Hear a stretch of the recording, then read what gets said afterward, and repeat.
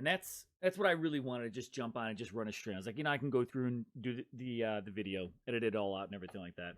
But yeah, I just kind of really wanted to just run through with kind of like run through each of these. And most of these are all going to be pretty similar regardless of like the prime. But there's a couple of them. There's a couple of them that will be a bit unique. And so what I thought is to just go through all 16 of these and drop them into their ranking, which I'm going to need the game so I can come back and like double check what all of them are.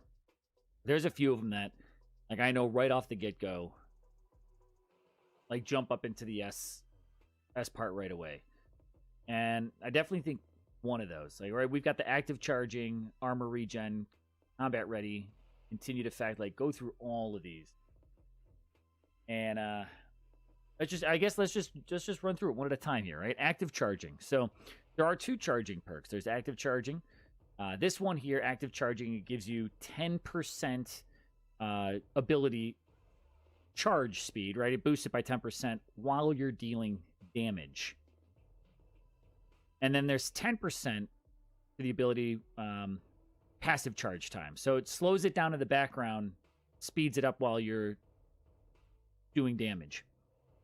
It's a nice one, but the other one I'm going to pull first is passive charging. Passive charging is the other one, and that one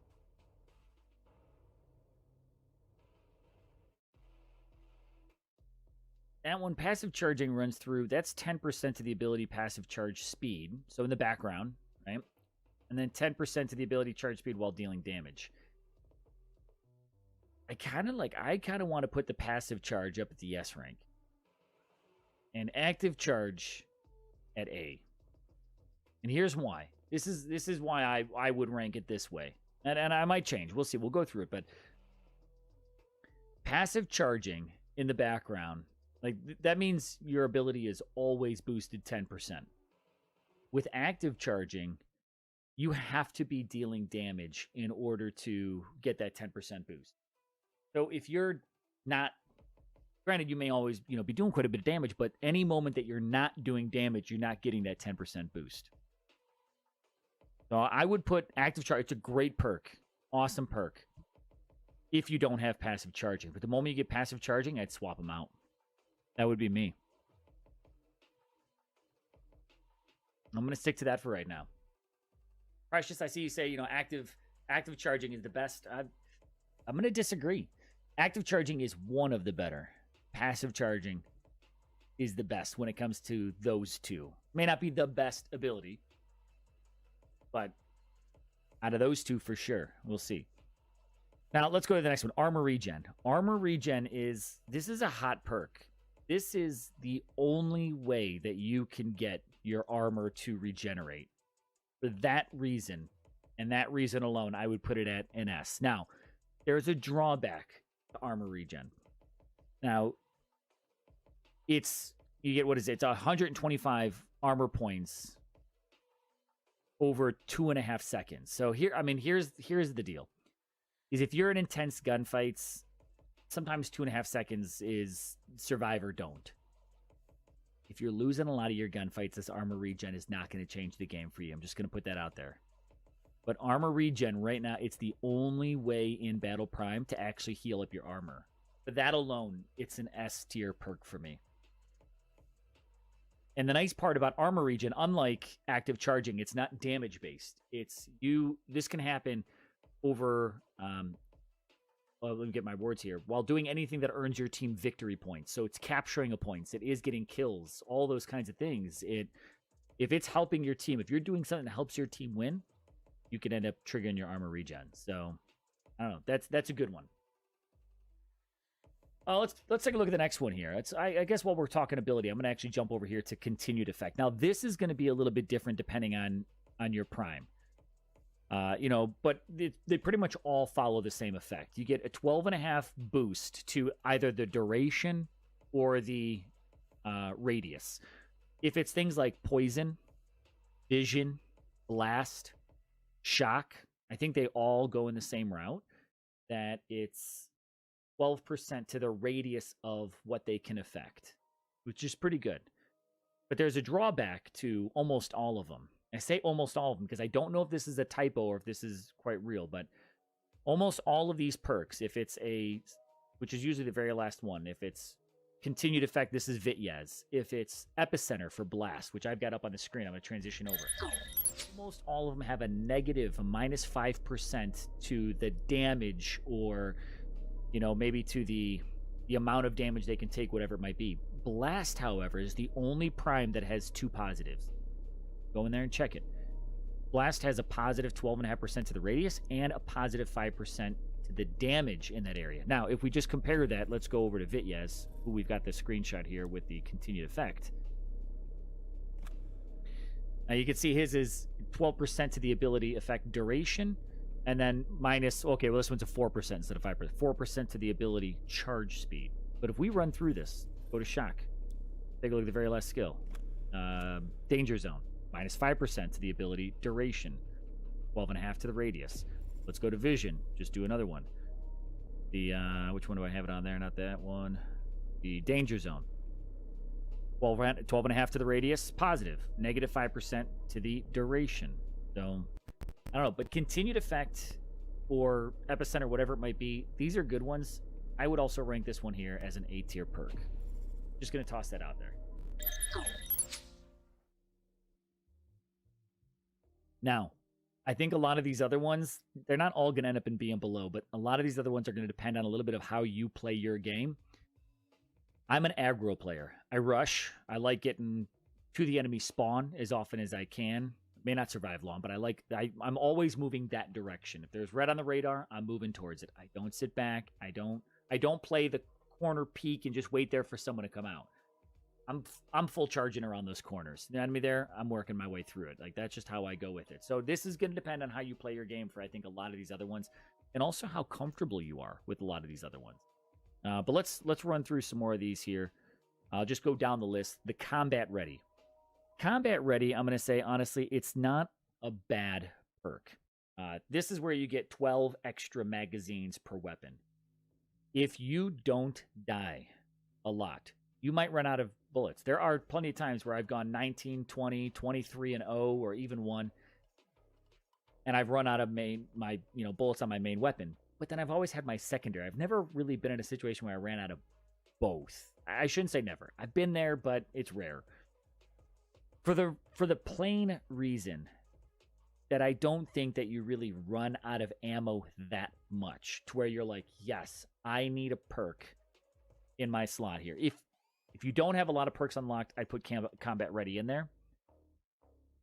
It's nice for some weapons. There are some weapons that have, like, if you're running a DMR, the DMR 25 has a low amount of ammunition.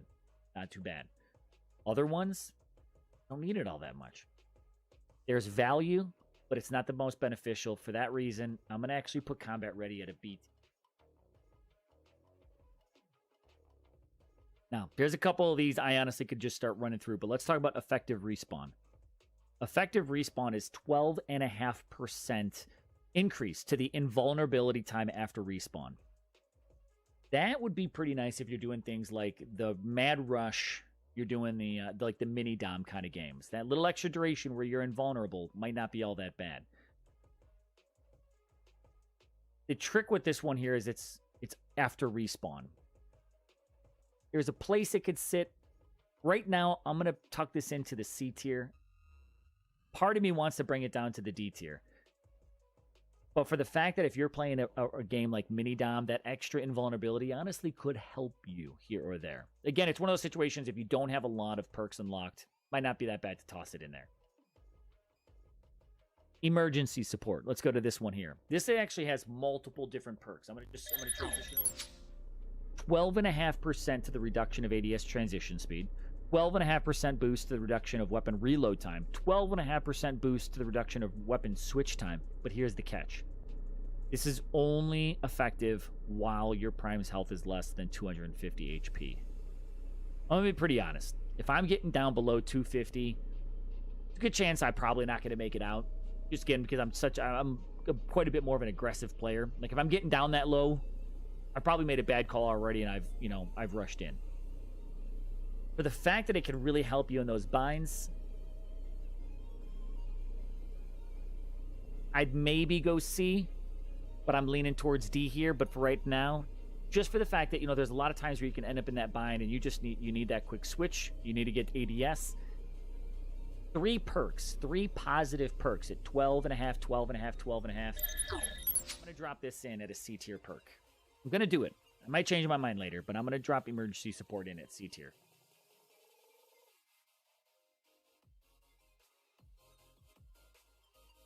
Now let's take a look at the next one here. Fast Regeneration. Let me grab that here on the list. Where are we at? Fast Regen. 15% to the health regeneration speed. Again, this is also when your prime's health is less than 500 HP. Not that bad. You know, a 15% boost could be better. Getting less than 500 HP, it happens. But I'm going to be honest, if I'm getting down that low, if I win that gunfight, I'm going to just tuck off for a minute. I'm going to let my health heal up. That 15% difference, it's not going to make it or break it for me, personally. I'm going to put this one as a D tier. And the biggest reason why is if I'm winning that gunfight already, I don't die, right? If I die, it doesn't matter. If I win the gunfight and I'm lower than 500 HP, if I'm getting that low, being able to swap to my secondary ADS quicker is going to be more important to me, so I can just finish it off if I run through a mag. Fast regen if I live. I'm going to do a quick duck. I'm going to go ahead and just regen full health anyways, and then I'll come back out. So fast regen doesn't have a good place for me. I'm going to keep that down to D tier. Let's switch over. Full control. Full control is the 13% to the reduction of weapon sway speed in ADS. Full control's not bad. If you're spending a lot of time ADS, this can be pretty helpful. 13% and the sway, don't really notice the sway myself, honestly. At 13%, it's not bad. But I'm going to be honest, there's other ones that I think help with the control, like recoil and things like that. Part of me wants to put full control at B tier, but there's another part that makes me want to live, tuck this away at C. I'm not a sniper as well. I think if you're a sniper, this might be more important to you. I could see it at B, that extra control for sway, but I just don't feel like I noticed that much sway, but I'm going to, running like the HK DMR. Yeah. Sway is, I don't know. Sway isn't like a huge deal. I'm gonna keep it at C for right now. I think there's a place where the reason why this isn't a D tier for me is it's not restricted to a certain time frame. Like this is good at any point in time. But if you're sitting ADS, I think you're sniping wrong already. Like, I think most skilled snipers are going to be quick scoping. So, like, hard scoping and sway is not going to be an issue. The only thing that's going to keep this out of a D for me, I was going B, but I'm starting to realize it's not that valuable. What's going to keep it out of a D is the fact that it's at least a skill that you could use at any time. It's not restricted. Now, that's something like, I think with this next skill here, if we take a look at it, the Iron Lungs. Grab this one here. Iron Lungs is 25% to the time till the start of weapon sway in ADS. Again, I feel like that's a hard scoper skill. I'm actually going to tuck that into D right now. If you're hard scoping that much to where you've got to cut down the start time of that sway by a quarter, I think you're sniping wrong. I'm gonna be honest. You're sniping wrong. You shouldn't be sitting in a corner hard scoping. I'm sorry if you play that way. Just suck. That's just what it is. Like, I'm not a fan of campers. Very obvious. And if you got to sit there long enough to where you're like, hey, I got to stop this sway because I'm hard scoping so long, so hard this game. I don't know. That skill just doesn't hold a place for me. Master of Stealth. Let's move on. Master of Stealth. This ability here is 10% to the movement speed while crouching. I don't see a lot of crouch movement being handy. Most players are doing, jump, sprint, slide. 10% boost isn't bad. You could use it at any point in time. For that reason alone, that it's not restricted other than to crouching, I'll put it at a C. I don't see a lot of players move. Battle Prime isn't tactical enough that you are going to spend a lot of time crouch moving. You're just not. But it's not a D tier, just because you at least could use this anytime you wanted to. Moving speed up. A little bit different here. But if we go to moving speed up, this is one that's... I'm going to pull this one out. We'll transition to this guy. This is a 5% boost to the movement speed, but here's the unique part. It's only active for 2.5 seconds after respawn. That's it. The rest of the match, if you only spawn into a game once, and you don't die. If you die one time, this perk is good one time for you. Twice.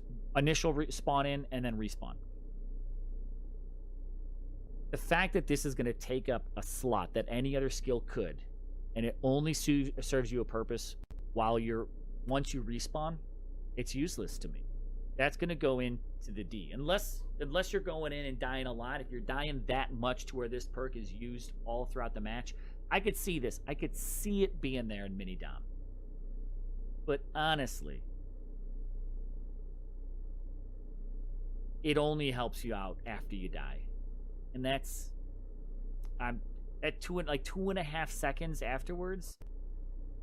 If this was 10 seconds, even up to maybe 5 seconds, I'd say maybe that could help you out, especially in those mini doms where you rush it, you might die, you respawn, and you're coming back in again. Like, that is a mini dom perk right there. If you play a lot of mini dom, I could see that bumping up to a C tier. I'm a TDM and control kind of player. Like, I love mini dom, don't get me wrong, but I think like that 2.5 seconds isn't making or breaking it for me. For me, moving speed up is at a D tier. Sleight of hand, let's grab that guy. What do we have going on here with sleight of hand? And we'll come back over to the tier in just a moment then. So sleight of hand perk is a 13% reduction to the weapon switch time. That one's not that bad. If you find yourself, using your secondary a lot, that this definitely, I think this can help you out. 13% that's not too shabby. It's really not. Wouldn't mind just being a solid 15%. I could see sleight of hand easily being a C tier. I don't, again, if you're using your secondary a lot, I could see it maybe heading up into B. But a 13%, it's not selling it for me. I'm gonna keep sleight of hand at C tier right now. It's not bad. I actually almost might want to put this up at the B tier one, but sleight of hand at 13% boost to it. Sell me a little bit more. Sell me 15. Sell me maybe 20%. That's a B tier skill easily then. 13%, it's holding it back. That's a C. Stick with that. Next tier, perk here. Stability in ADS. Now, this is one that I do have on here. I put this on all of my primes. 25% of the reduction of weapon sway power in ADS. Easily, this is why it outbeats full control. Now, stability in ADS, at 25%, I could see this being B skill easily. I think that's probably where I'd put it. Or I should say sleight of hand is OP, bro, with the shotguns. And I guess that could be a big difference. I run a lot more pistols than I do the shotguns. I'm not seeing I don't see a lot of slowdown there. So I think that could probably be another factor, right? If you're running shotguns a lot, and you're using that secondary, back and forth, I could see that being handy. I think again, also if you're a sniper shotgun, I think snipers have a little bit of a slower switch speed. So that's definitely, I think there's a possibility there that could be more valuable there in that sniper shotgun combo. I'm more AR, SMG, and pistols. So my swap time isn't that bad. Again, I could see it being valuable in some right situations, but 13%, For me, I haven't found it to really be like, I got to get this in my roster. If I haven't unlocked better perks than that, I'll keep sleight of hand up there for sure. But the moment that I get, you know, stability and ADS, continued effect, active charging, passive charging, armor regen, like those are definitely going in there. Combat ready. I don't know. Now that I'm talking through this, like I got combat ready up there. I might want to put sleight of hand up in B. It's definitely not an S or an A, but thinking about having those extra mags, being able to switch over. I'm gonna come back. I'm gonna pull sleight of hand up to a B tier perk. I'd still look, 13%, make it 15, and it locks itself in at a B. I'm like a C plus is where I'd almost put this. If we had a C and a C plus, I'd give it that. But I'll stick with that. I'll keep it at a B tier. Slower ones definitely help out. Stability and motion. I'm going to jump over to this guy here. Stability and motion, 13% reduction in the weapon sway power in ADS and from the hip while moving. Now, this is the one that's going to boost you with the hip fire. And I like this one because I use hip fire in the occasions, right? It comes up to where all of a sudden you're just in this one gunfight. Since I'm manual, there are times where my scope, my ADS, it doesn't register. So I go to scope in and I start firing, and I end up hip firing a little bit more. Stability and motion is also one of the only perks in here that can help you out with those hip fire shots. Again, maybe you got to just get that pistol. I mean, it happened a couple games in this stream here, but the shotguns, SMG's not that bad. You boost a little bit. Stability and motion, I'm going to tuck up here into a B tier as well. The B tier perk, and it helps. It's the fact that it can, again, help out with that ADS and help out while moving with the hip fire. I think the only one we've got in here that's a hip fire perk, and again, a hip fire has saved my life. I can't discredit that. I toss it at a B tier. Now, the last perk here, Last Dance. What do we got here? It's all the way at the bottom of my list here. Last Dance, 10% to the sprint transition speed. Now, again, this is a unique one. This is only active while your health is less than 250 HP. If you're a fast mover, I'm going to, like Infinity, I'm going to call him out. He gets in those gunfights and he's moving around. The Last Dance is good for someone I would say probably plays like Infinity. Moving frequently, getting in gunfights and moving all around him. Health is depleting. You're moving. You're sliding. This could be something. I don't know if he used it or not, but this could be something I can see helping there. But again, for me, this is my tier.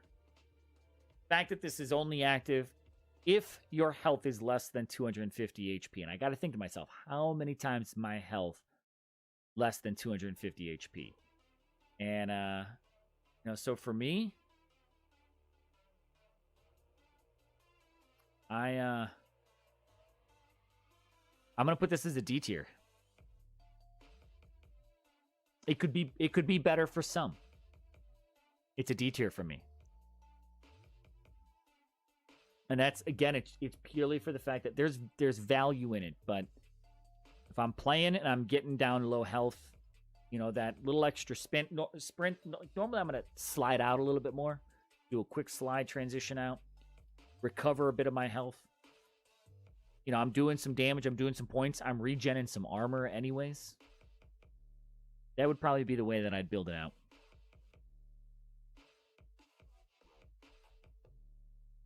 The right person, the right place, it helps. But again, a lot of those, like that D tier for me is if it's restricted to a specific time in a match that I can use it, and I'm not really feeling it. Most like my S tier, A tier, you could, like that's happening all the time. Right? Especially the S tier. Passive charging all the time. Armor regen makes it up there because 100% is the only way you can get your armor back right now. One thing you've got to remember when talking about these perks. Don't put passive charging and active charging on together. Don't do it. They cancel each other out. Right? Just a reminder, let's transition back over here. You're using passive charging. It's a 10% boost to passive charge speed and a minus 10% to the damage charge speed. So if you put on passive charging and then put on active charging, they cancel each other out. You get plus 10% to the while dealing damage, but then minus 5% to the passive charge speed. Don't make that rookie mistake. Don't put on passive charging and active charging and just literally you're voiding out 2 perk slots. Choose one. My opinion, passive charging, because that way if you're just moving from one capture point to another capture point, you're still earning that 10%. Unlike active charging, if you're not doing damage, you're not getting it.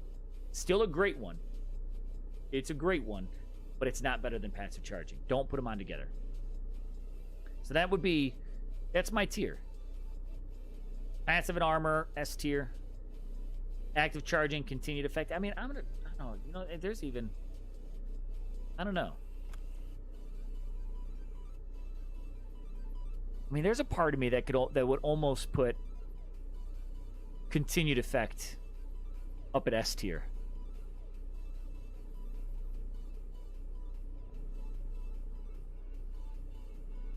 I think I'm going to make that move.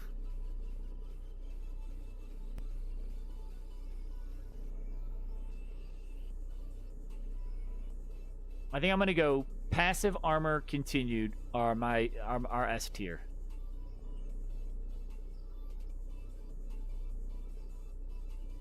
You know, this is the challenge with that, of course, is the continued effect can impact your S charge, your passive charge in a bit. I've got, I do have, 25% reduction in the weapon sway power and ADS. I think I'm gonna move continued effect up there, and part of me is almost torn between putting stability and sleight of hand maybe up top. Like again, I think this really depends on exactly who you're working it with. Like continued effect is for Vityaz, for glitch is gonna help you get a little bit more time out of it, and this is. Yeah, you could probably honestly do one of these tier lists for each and every prime. That would probably be a little bit different. Every game mode might be a little bit different. I'm gonna make one more change, and I'm kind of torn if I want to put. Like I use the stability and ADS a lot. Stability and ADS 25% reduction in weapon sway. I think I'm gonna do it because I use that one a lot. All right, that's it. This is my final list. Passive, armor, continued, S tier. Active and stability, A tier. I mean, 25% reduction. That's going to help you out with some of that just weapon control. And there's some of them that can, AR class maybe a bit. And that's what I run quite a bit. I'm going to go with that. Combat ready, sleight of hand, stability and motion. Fantastic perks. If you don't have one of those other ones up top unlocked, pop one of those in there. Pop in combat ready. Pop in sleight of hand. Pop in stability and motion. But once you get like continued effect, once you get passive, once you get armor, let's swap those out. And again, I could probably tweak this a little bit if I were even doing, am I running sniper? Am I running AR? Am I running super heavy with an SMG? C class ain't bad. Not bad to use as you're unlocking stuff. Once you get something better, move on. D class, again, use them when you unlock them if you got nothing better. But once it's done, you'll never touch them again, in my opinion. I've never looked at myself and said, I got to get one of those D tier ones on there. I used them when I didn't have something else. Like as I'm unlocking, more on jumper. And I'm a level like 4 on jumper. So as I unlock them, I'm going to toss them in there. But once I get something else, I'm moving on. That's it. I'm going to go with this. This is my Battle Prime perk tier list. General approach to it. We're going to download that. We're going to keep that and roll with it.